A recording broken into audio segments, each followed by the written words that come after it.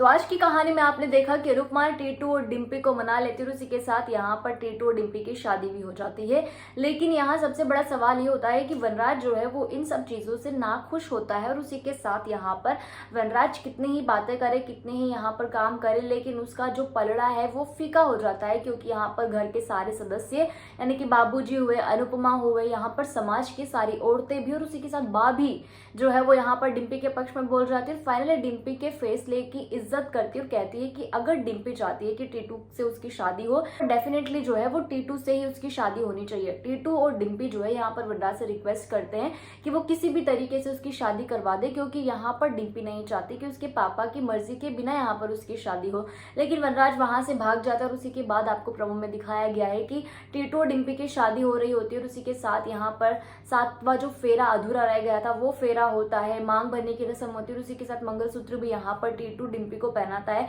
और ये सारे दृश्य को देखकर जो यहाँ पर अनुज है उसके दिल में लड्डू फूटते हैं, और ना केवल लड्डू फूटते हैं बल्कि वो कहता है कि सब कुछ हो गया, लेकिन यहाँ पर हमारी कहानी क्या ऐसे ही अधूरी रहेगी। और इसी के साथ क्वेश्चन मार्क जो है वो यहाँ पर लगा देता है और साथ ही में आद्या ये सारी चीजें देख लेती। तो फाइनली लास्ट में जो आद्या का रिएक्शन था ना कि वो यहाँ पर कुछ भी कर सकती है दोनों को अलग करने के लिए, वो यहाँ पर सबसे ज्यादा आगे आने वाली कहानी में ट्विस्ट पैदा करेगा। तो जो लोग ये कह रहे थे कि आद्या यहाँ पर कुछ नहीं कर रही, यहाँ पर कुछ आग लगी नहीं, ये नहीं हुआ, वो नहीं हुआ, आप जो बताते हो वो कुछ हुआ ही नहीं, तो आगे आने वाली कहानी में वेट कीजिए, सारी चीजें होंगी और जैसी बताइए ना वैसी ही होंगी।